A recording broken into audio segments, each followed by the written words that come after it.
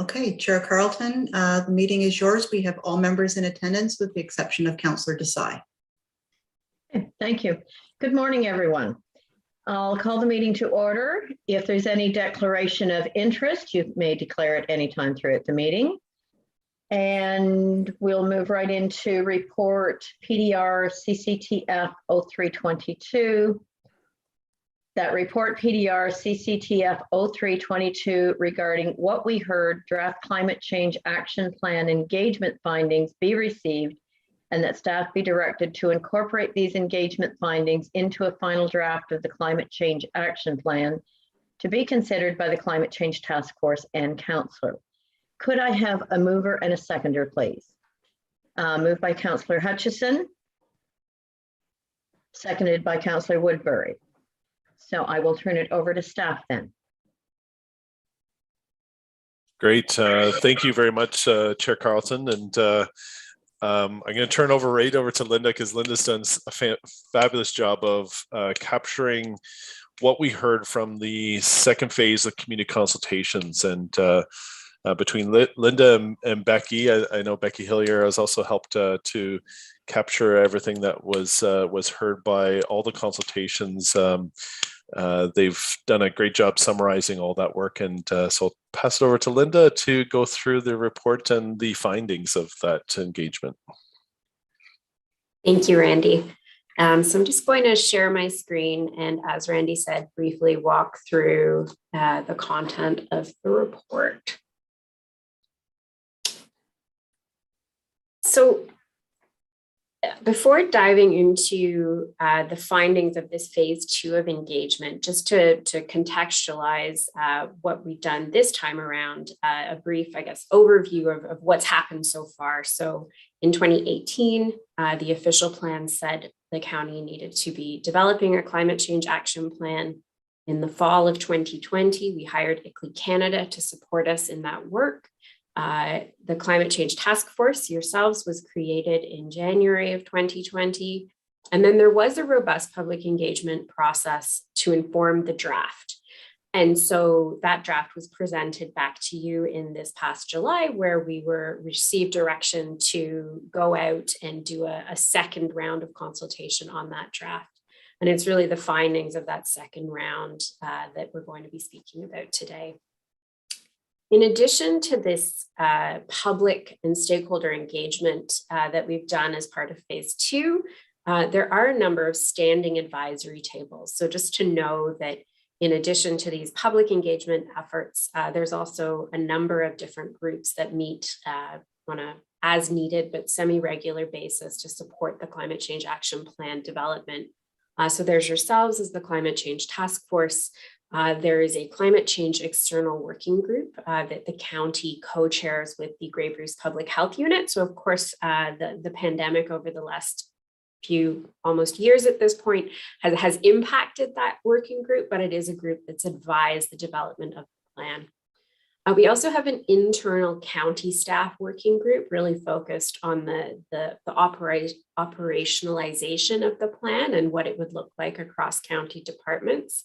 And then a new advisory table that we formed since July is a climate change community of practice with all of our member municipalities. So each member municipality has identified a staff lead on the climate change file.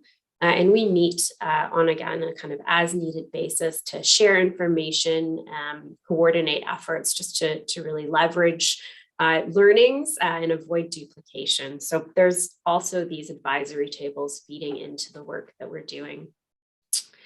As I mentioned, this phase 2 engagement builds on phase 1 engagement that occurred throughout 2020.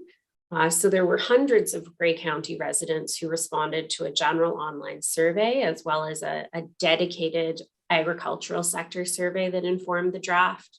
There were a number of virtual meetings and also ongoing online engagement through a dedicated climate action webpage and also an e-newsletter that we distribute. So all of that phase 1 engagement led to the draft that you saw back in July, and then we sought to receive feedback on that draft. So the phase 2 engagement launched really as soon as that draft sort of went to the climate change task force, and we held the public comment period open until November 5th. And we guided the engagement around 3 key questions. We asked residents and stakeholders to tell us, does this draft climate change action plan reflect your priorities? And what do you think we should do first? It's a very, as you know, comprehensive draft action plan that includes over 25 community strategies. So we really wanted guidance on where priorities should be placed. We also asked for reactions to the draft GHG emission targets that were presented in the plan. And then finally, we asked for guidance on implementation. How can we implement these strategies to achieve the most community benefit?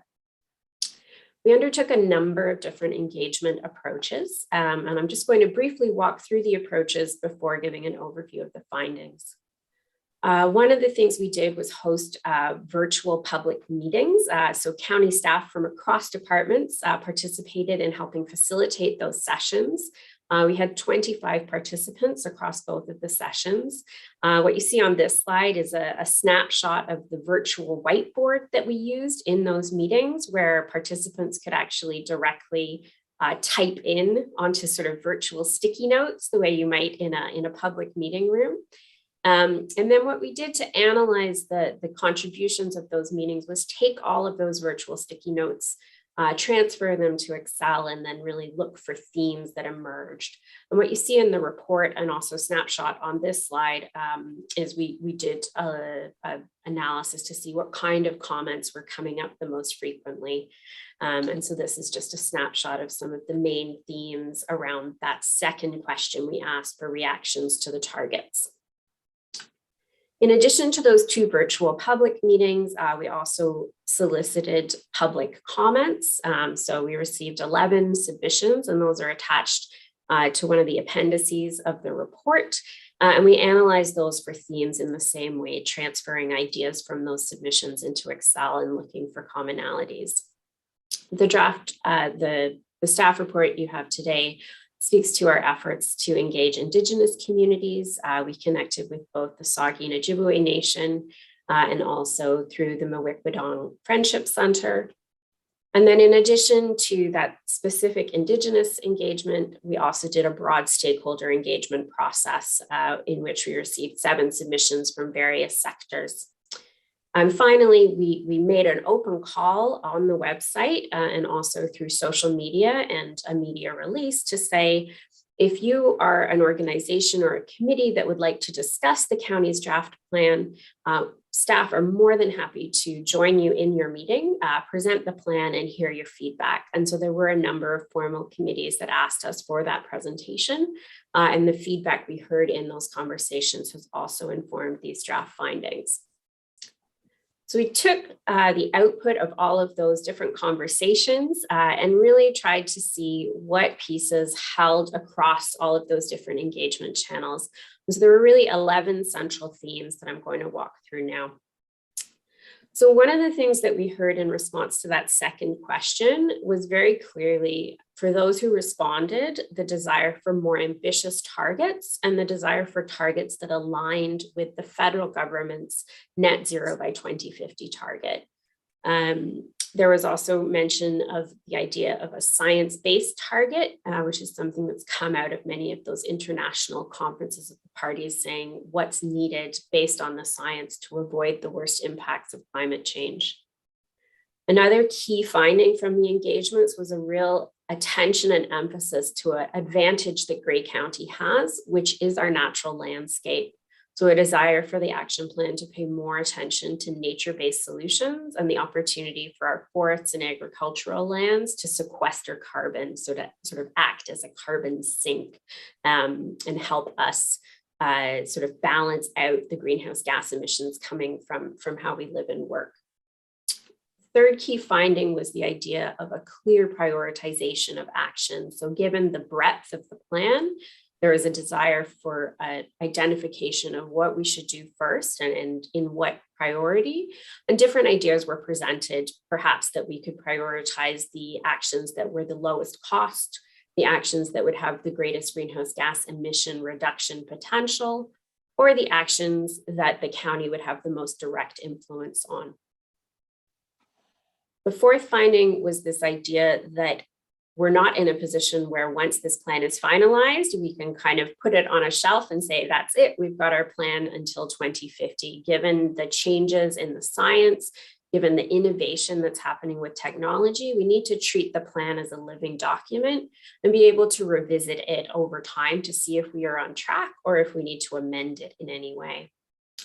The fifth finding was really a lot of comments around data collection and analysis, particularly in the agricultural sector. So making sure that we use the best available data currently and that we also have a plan to improve the data over time so that we can get a clearer and clearer picture of where the opportunities lie.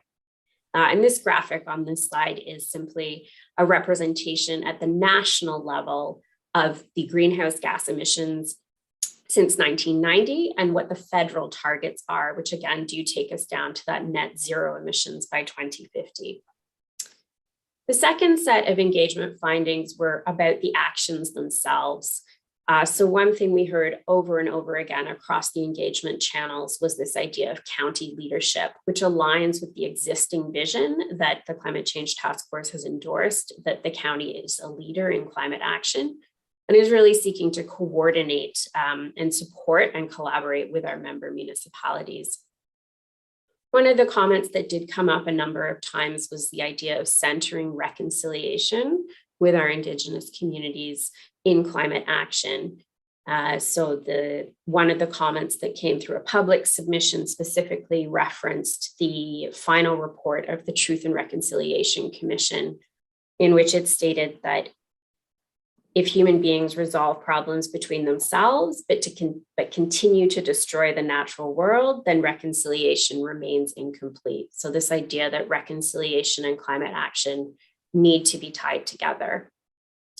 The eighth finding was specifically around the agricultural sector, which I already mentioned in terms of data collection, but really given the importance both culturally and economically of agriculture within our community, ensuring that the Climate Change Action Plan leverages existing successes and continues to support them.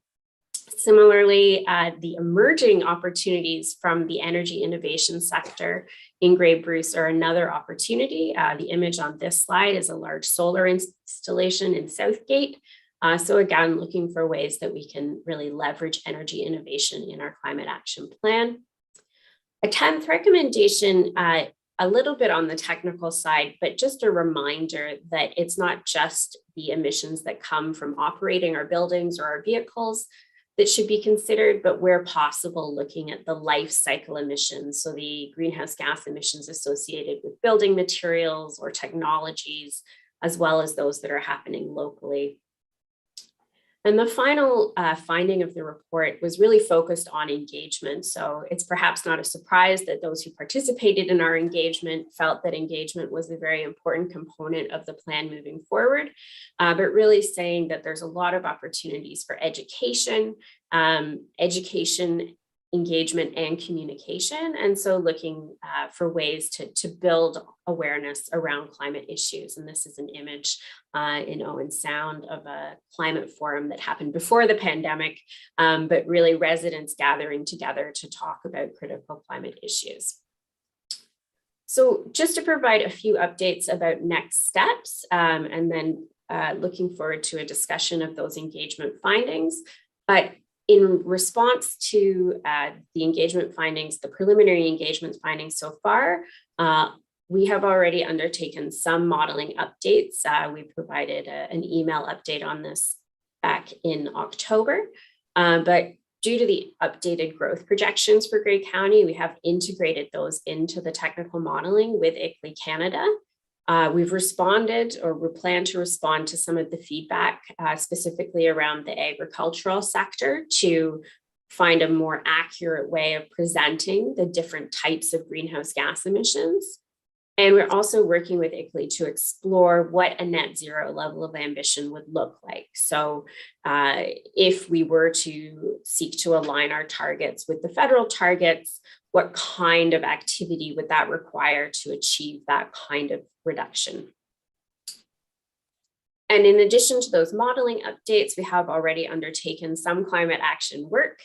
As you're aware, we're advancing a regional electric vehicle charging study with our neighboring counties. And we have awarded the RFP for that study to the Community Energy Association, who's created a number of award-winning electric vehicle networks in Western Canada.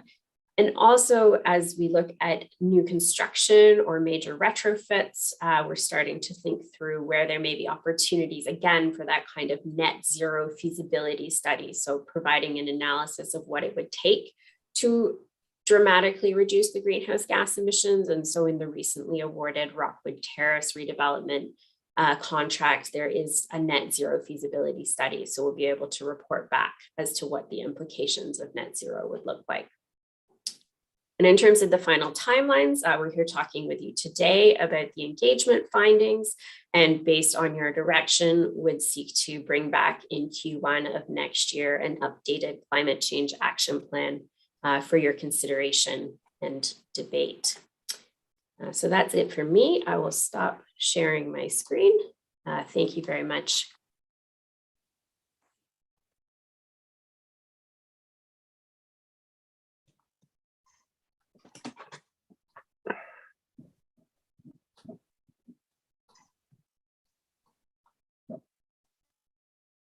Thank you, Linda.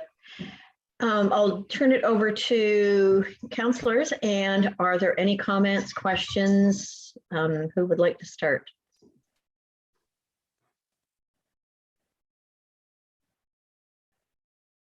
Anyone?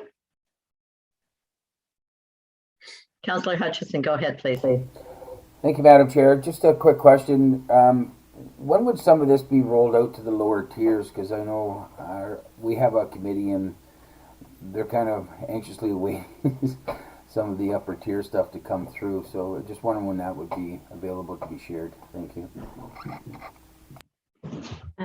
Through the chair, I can respond initially. So we're already, through the community of practice, sharing the information as we go. So certainly all of the technical analysis is something that we're already working with the municipalities on. And then pending approval by the task force and county council in early 2022, some of the priority actions in the plan, things like developing a green development standard, those education, community outreach and engagement campaigns, we would be looking to work with municipalities to implement those in 2022. Okay, thank you, Madam Chairman. Thank you for your response. So this information has, some of it has been, I know it has to go through the approval stage, but some of this has already been sent down to lower tiers so the committees can work on it. That's really what I was looking for. Thank you. Councillor Campbell. Yes, I don't have a copy, or is it possible to get a hard copy of a climate change plan? I don't have a copy of that. Is that a possibility? Yeah, I'm sure we can get you a copy, Councillor Gamble. So we can get Monica to provide you with a copy for sure. We'll figure out a way to get that to you prior to the holiday break for sure. That. Yeah. Yeah, I can figure. Yeah. Okay. Thank you. No worries. Are there any other questions or comments? Councillor Hicks, go ahead, please. Thank you, Madam Chair. First of all, I really like what I see, and the engagement process has certainly been robust. One weakness, though, I'm very surprised to see that no one under the age of 26 responded. And given the interest that I know young people have in the environment, that's that's shocking to me.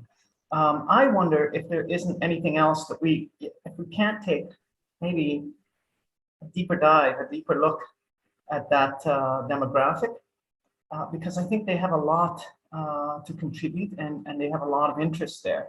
And if our report goes forward without having had some significant input from them, I think it would be lacking.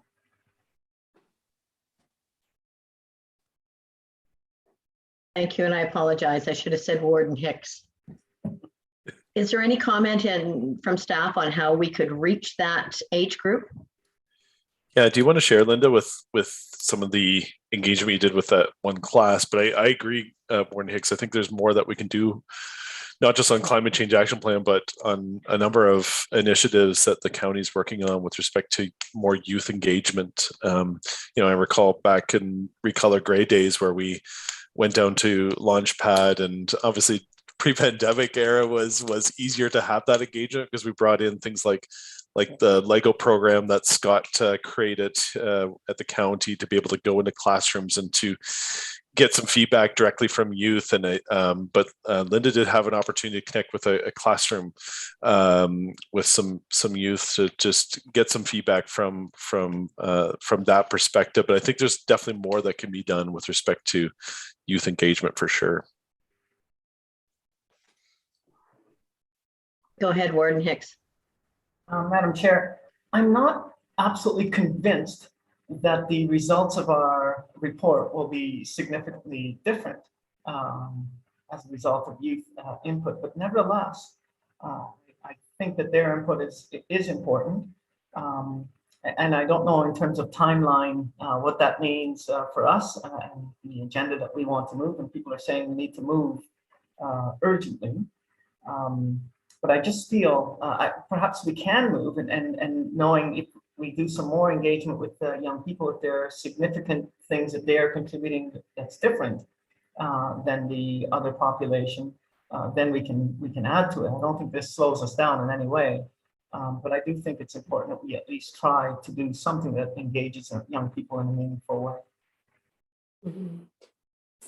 If I can, Yep, Chair Carlton, I think part of it too is what we were hearing is that I think for the most part we're on the right track. Except for some of the items that Linda highlighted in terms of, adjusting our targets to be more in alignment with federal targets, just so that we're consistent in that regard. And some other things that we can work on more on the consultation side, which we're looking at from more on the implementation component of it. And the aspect that this will be a living document too, in terms of as we go, things will change. And so I think there is the opportunity to move forward, look at the action plan, but continue to engage not just all residents of all ages through that those next steps. But I agree with you, Warden Hicks. I think, again, reflecting back on what we heard through some of that Recolor Gray consultation, the youth in our community, they get it. They get it already. They know that we need to move forward with climate action sooner rather than later. I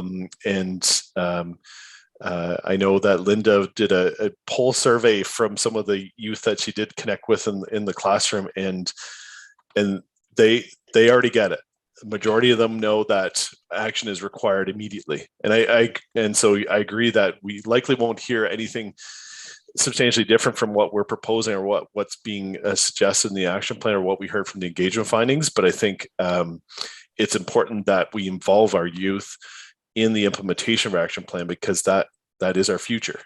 And in most respects that they will be the ones that are helping us to implement this plan going forward, because we're talking about, again, year 2050 in some cases, right, in terms of moving forward with these actions. So but again, I don't know if Linda, if you want to share some further details about what you heard from the youth.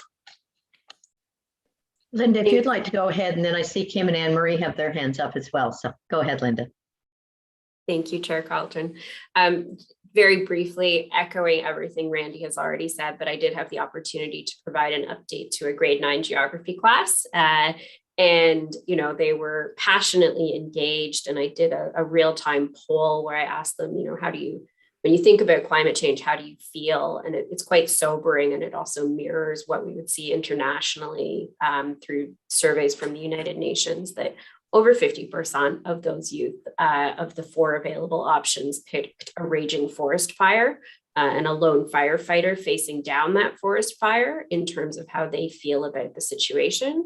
And I think, it's increasingly recognized that climate anxiety is a real mental health issue. So as we think about mental health in our community, especially for our young people, climate change is one of the things that they're really grappling with. So I think it's a critical point that's being made. We need to engage them. And I would just echo that I think the main thing that we hear from youth is take action now. So I think the advice would be to continue on the path of the plan. And as we move forward, also be building those relationships. Thank you, Linda. CAO Wingrove, would you like to go ahead, please?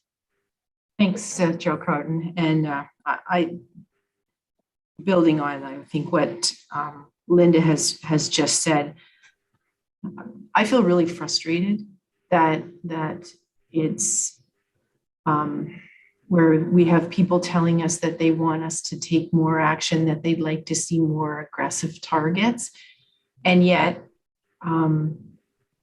we're not getting a hold of the vast majority of our Grey County residents. And without that kind of groundswell of our population, I can see how it would be challenging for members of council to do much in the way of really significant change, because you don't really feel like you have a mandate. Is that fair to say?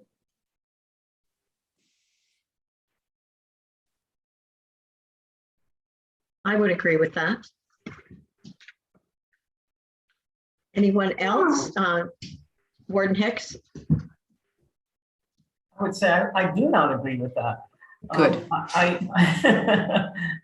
do not have that fear. And by the way, I stand corrected, because what I'm hearing is we did engage youth, but I guess what I was reading is the survey, the responses to the survey. No one under the age of 26 responded. So that doesn't mean that we didn't engage younger people. We had engagement with younger people, but just that component of the engagement didn't reach people under the age of 26, correct? No, I don't share that view, Kim. I do think that there is a groundswell. I do think there is a mandate. I feel like we've had very, very good engagement, and at least the sessions I attended, people are quite passionate about this issue and are looking to Grey County for leadership. So that's my 2 cents. Thank you. And I'll turn it over to Anne Marie first, and then Scott. Thank you, Chair Carlton. Just putting out there that Grey County Housing has a lot of family housing and some dynamic youth that live in family housing that I know would love to be consulted. So there might be some opportunity there, and even through our family resource centers that we have. Thank you. Excellent idea. Scott?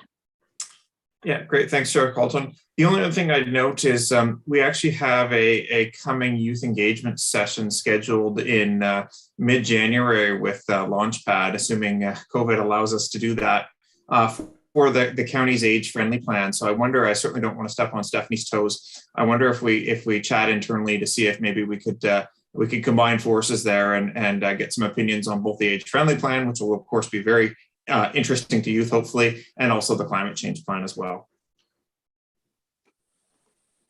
Thank you. Any other? John Woodbury. Go ahead, John. There we go. Just to comment about what Kim was talking about, I think that there's a large portion of the public that actually just doesn't know. They believe something should be done about climate change, and they have a very narrow vision of what it is right now, whether it's going to electric cars or cutting out, the different types of hydro generating. And I think that it's more they're just looking for us to lead and to give them, to show what they need. And I think you'll see more of the general public jump on side once we start putting things into place with this. So I don't think it's a matter of them not engaging. I think it's a matter of them not informed enough at this point. Good point. Anyone else with comments? And Brian Gamble, your screen has just gone black, so I'm not sure if you put your hand up or not that I'll see you.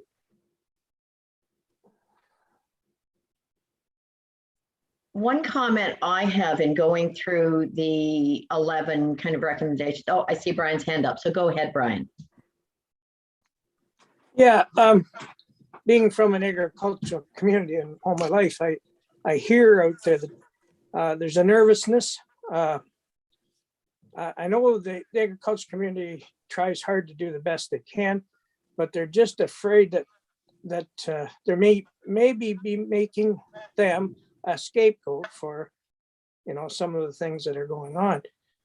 So, I'm probably saying in a roundabout way here that we need to include the agriculture community, get them involved in it for sure, so that they don't feel they're being made a scapegoat. Thank you. Thank you, Brian. Linda, go ahead. Thank you. Just thank you for that comment, Councillor Gamble. And that very much echoes what we heard through this engagement process. We connected with Gray Agricultural Services, and they actually outreached to both the Ontario Federation of Agriculture and also OMAFRA to sort of provide consolidated comments. And I think, it's an opportunity for us to do a better job of making clear that we see agriculture as absolutely part of the solution. The emissions associated with agriculture are really non-negotiable. We all need to eat, and Grey County plays a critical role in feeding more than just Grey County. And so the Climate Change Action Plan is really looking to support and enhance the great work that's already happening in the agricultural community around sustainability, and look at ways to further support those kind of programs, be they through alternative land use services, things being offered through the conservation authorities. So I thank you for that comment, and just say that it's very much top of mind for us as we think about how we can modify the draft plan into the final plan. Thank you. Anyone else? Warden Hicks, go ahead, please. And if committee could just give me half a minute to crate this puppy that's chewing on my arm, I will be right back. Dogs are taking over. So, two questions. One, were there any ideas that came forward that we could say are uniquely Gray, or are we like everyone else? I mean, is our report any different than what we're hearing in other jurisdictions?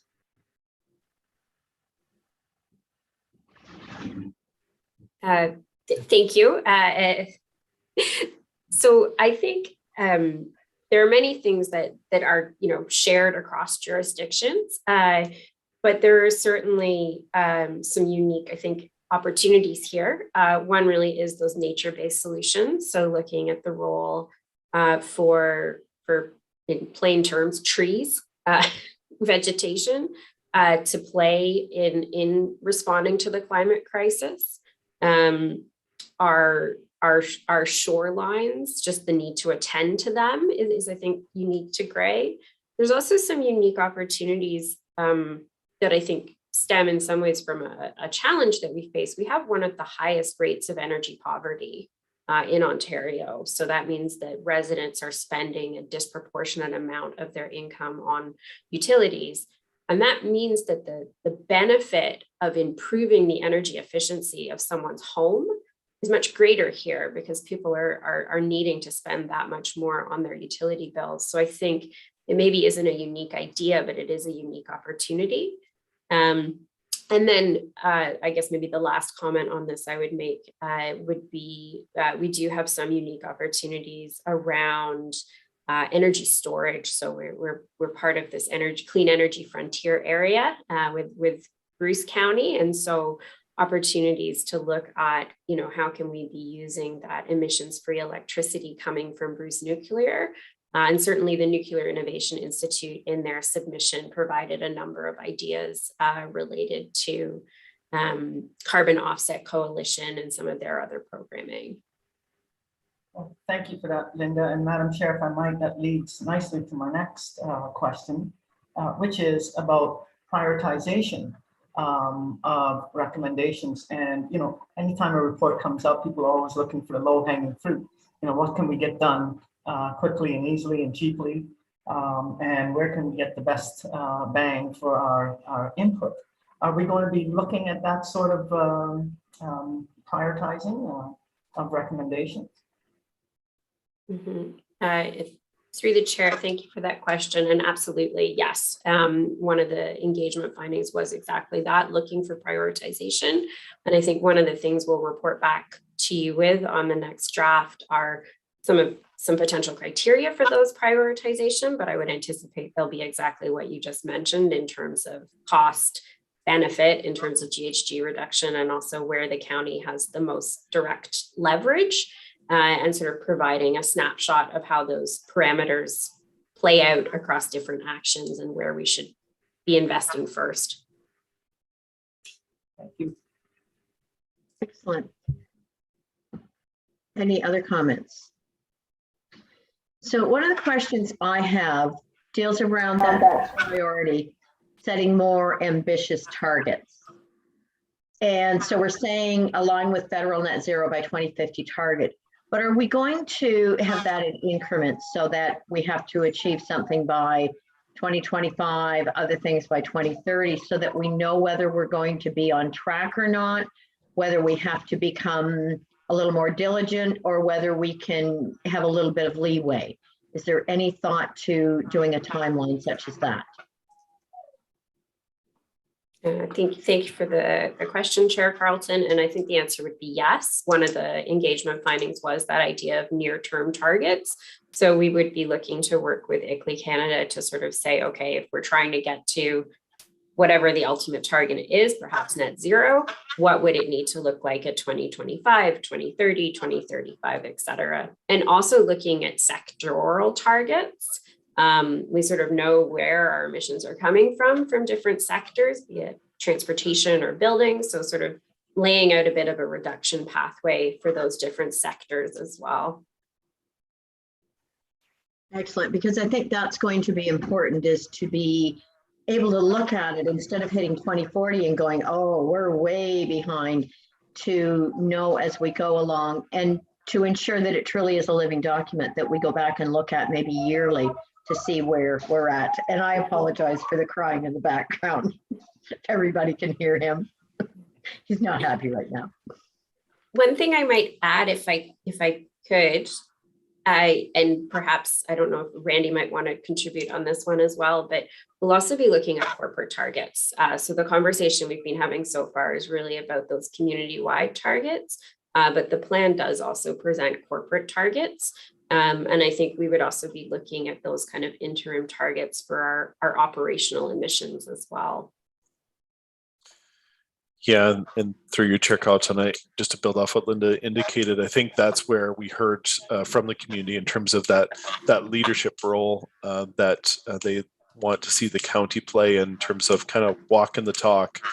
And so that's where it'll be important for us to be able to move forward with some net zero builds in the future, so that we can have these as demonstration sites and to be able to, show to others, here's what can be done. Here's kind of the cost benefit analysis in terms of what that looks like over the long term, in terms of, not only reducing our greenhouse gas emissions from the get-go, but also to reduce our utility costs going forward as well. And hopefully our maintenance costs as well in terms of our buildings as well. So that's something that we definitely want to explore further, and just make sure that we're in lockstep with our overall targets community-wide, and show demonstration that the county is truly leading in this area. Thank you. And another item that I read and was curious as to how this would maybe get implemented had to do with buildings and deconstruction. So is that something that would happen at a county level, or would that be at a municipal level with building department at each municipality? I can start coming on this, and Linda, you can chime in. This one for sure is one of those initiatives that both county and local municipalities need to work on together. And I think one of the things that we're planning as part of the 22 budget and as part of the implementation is to build in funds so that we can start implementing this climate change action plan once it's approved, hopefully in Q1 2022. And one of the initiatives is that we identified is developing that green building standard. So be working with obviously local municipalities or your chief building officials, local planning staff to be able to come up with something that will work for the county as a whole, and then looking at opportunities then to provide maybe incentive programs attached through our community improvement plan program to be able to try to incent some of that that green building standards, because it's something that something that is developed, and we of course encourage folks to do it, but until it's actually ingrained in the building code provincially, it's something that would be more of an encouragement. And that's where we found that in order to actually get traction for what we're hoping that developers will consider as well as ourselves is through incentive programs, and so that's something that we want to explore further as part of that overall initiative. I don't know if Linda, if you have anything further on that, but to me, that one is a key one where we need to work lockstep with local municipalities for sure. And that would be coordinated through that community practice that Linda described earlier. Excellent. Linda, do you have anything to add to that then? No. Thank you. Are there any other comments from anyone about this? So if, Councillor Hutchison, go ahead, please. Thank you, Chair Collins. I do have one question that's been bothering me for some time. Is just reading page 16 here. It's referring to natural gas, tackle emissions caused by natural gas, and this whole thing around natural gas. We did have announcements coming to Newstead. And natural gas is far cheaper than hydro, and I can't figure out the difference what the province is trying to do here. They want hydro or natural gas, and that is confusing a lot of people. Natural gas is far more economical to keep your house running versus hydro. So is there anything that we know about this or can share? Through the chair. So I think one thing to note is that the projections are that natural gas will get much more expensive over the next 10 years as the federal carbon tax is phased in. So certainly at this time, if you're for a home, if you're comparing a natural gas furnace to say a baseboard electric heater, your cost is going to be in favor of a natural gas furnace. But what, from a climate change perspective, we're sort of looking at is those higher efficiency heat pumps. So air source heat pumps as an opportunity to both avoid or reduce natural gas-based greenhouse gas emissions, and also be at hopefully a better price point for our residents. And so at this time, the business case can be harder to make, but really, and I was just trying to pull the numbers up, but in terms of what the incremental addition sort of per unit of natural gas is projected to be. But one of the factors that sort of come to municipalities in terms of our own operating costs is that we should be budgeting that by 2030, 60% of our natural gas bill will be from the carbon tax, because there's such a federal imperative to try and move us to those lower emissions energy sources to get to that net zero goal.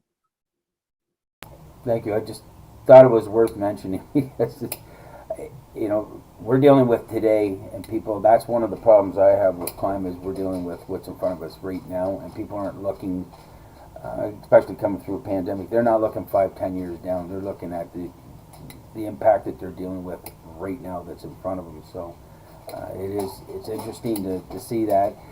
And I see the net zero, I understand all that, but the problem I have is when you know, if a provincial government changes, if it did not, they're gonna stay the course on natural gas too and continue to combat with at the federal level. So I see this, the federal and the provinces need to really get in line with each other, and then the rest of us can kind of fall in. I think the way it is right now, they're leaving it up to the little guy to actually take control of this because they don't have any leadership up there. Thank you.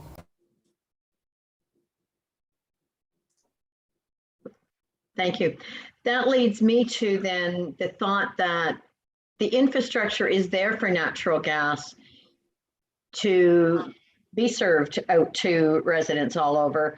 What about that changing to a renewable natural gas, which wouldn't have that same carbon or greenhouse gas impact? Can anyone answer that one? And then I'll go to Brian. I see you've got your hand up. Thank you for the question and comment, Chair Carlton.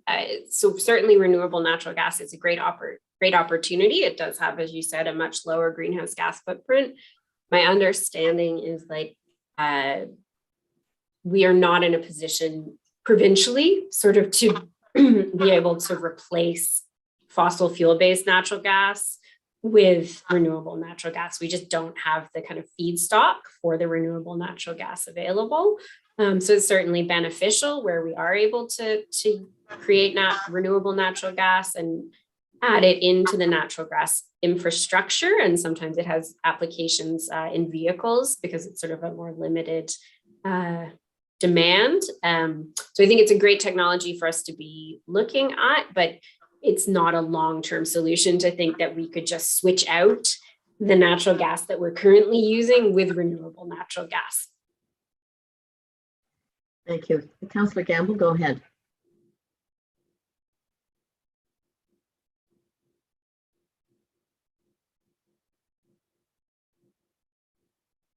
You're muted, Brian.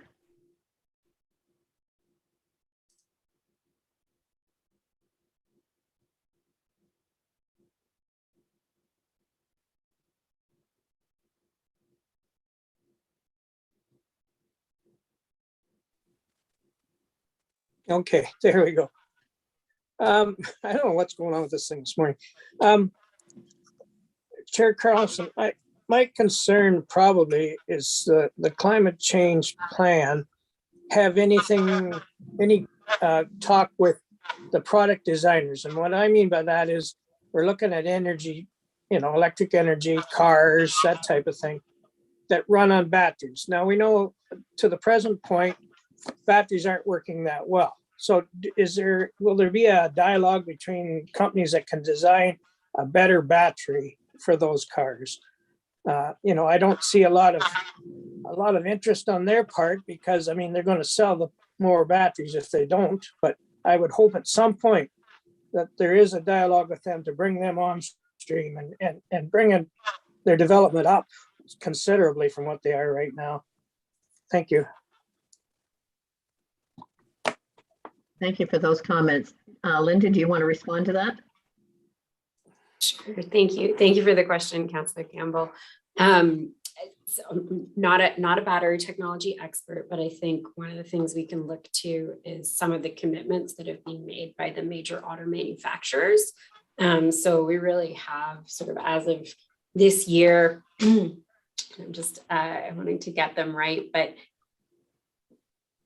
many of the big, Ford, for example, they haven't made a commitment to go all electric, but they're issuing an electric version of the F-150 truck. You have Volkswagen that's made a commitment around being all electric for passenger vehicles in the next 15 years. And I think, you know, we can, at one point, you know, it was just Tesla. It was just these kind of specialty or luxury vehicle manufacturers that were talking about electric vehicles. But when we see the big auto manufacturers saying we're going all or mostly electric in the foreseeable future, I think we have to hope that they are having those conversations around battery efficiency because they're going to want to make sure that their products are viable. Yes, Linda, just to response to that. I know from my position that, you know, the car companies make the product, but the battery companies are responsible for the warranty. So, I mean, I can make the car, but if the battery company isn't staying up with me, I mean, the car company's going to say it's not my responsibility. It's just a thing that's luring out there. I know a couple of people that have them and they're not happy. So that's why I'm bringing that issue up. Thank you. Thank you, Councillor Gamble. Any other discussion? Or are we ready to call the question? Okay, I will ask the question. All in favor? That has carried. Thank you very much, everyone. Just let me get back to my agenda here. So any other business that staff had to bring forward? Seeing none, next meeting dates is to be determined. So could I have someone move to adjourn? Councillor Woodbury, seconded by Councillor McQueen. All in favor? Carried. Thank you, everyone, and thank you, staff, for the great reports. Okay. And Thanks, Merry everyone. Christmas, everyone. Good day, everyone. Merry Christmas. Merry Christmas. See you next year. Yeah.